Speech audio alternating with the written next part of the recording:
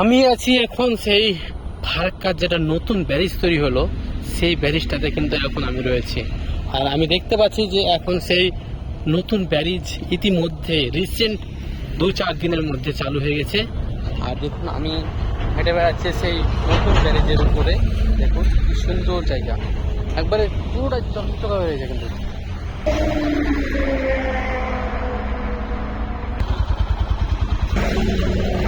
এবং বিশাল একটা ক্রেন এখানে লাগানো রয়েছে, দেখুন টোটো চলছে, এই দেখুন চালু হয়ে গেছে, টোটো চলছে, কি সুন্দর লাগছে কিন্তু।